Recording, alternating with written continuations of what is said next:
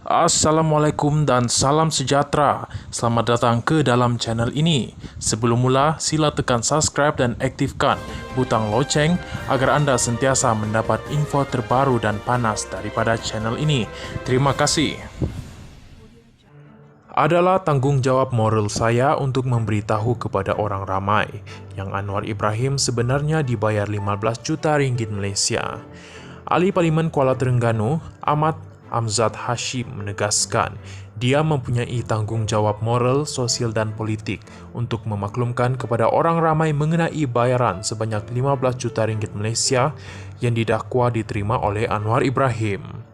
Ahli Parlimen PAS itu berkata demikian sebagai sebahagian daripada pembelaan berhubung keistimewaan yang layak, ulasan yang saksama dan justifikasi terhadap saman fitnah oleh Perdana Menteri itu. Pada 22 Disember tahun lepas, Anwar Ibrahim memfailkan saman sivil berhubung kenyataan Amzad bahawa pengerusi Pakatan Harapan PH itu berbohong memperoleh gaji RM1 Malaysia sahaja semasa menjadi penasihat ekonomi Selangor. Saman itu juga difailkan berhubung kenyataan Amzad mengenai pengampunan yang di-Pertuan Agong pada 2018 yang membebaskan Anwar dari penjara atas kes liwat 2.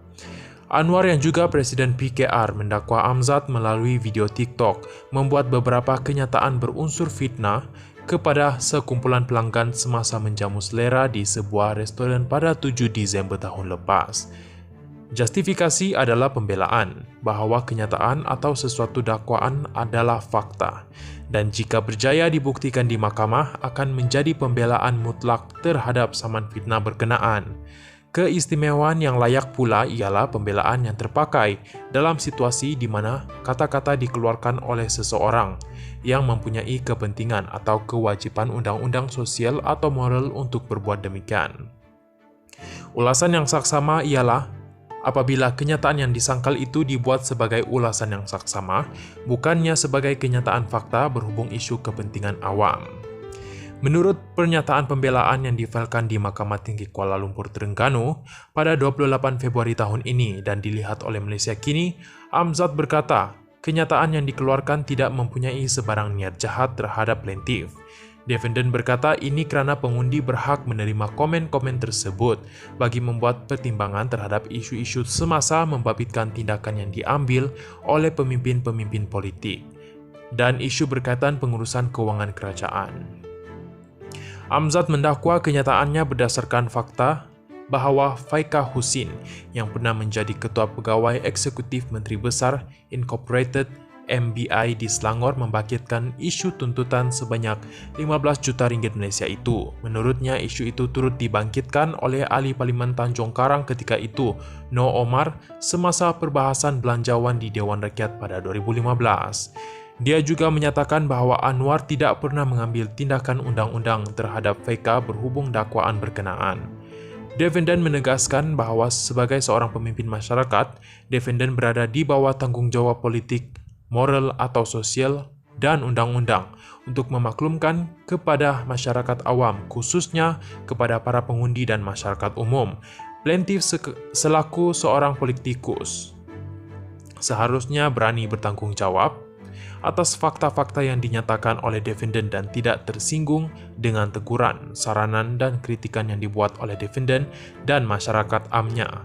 Defendant menegaskan bahawa defendant tidak pernah mempunyai apa-apa niat jahat ke atas plaintiff dalam video TikTok dan pertemuan dalam perbualan tidak formal tersebut selain memberi kritikan ke atas plaintiff bagi memastikan ketulusan pengurusan kewangan negara, tegas Amzad.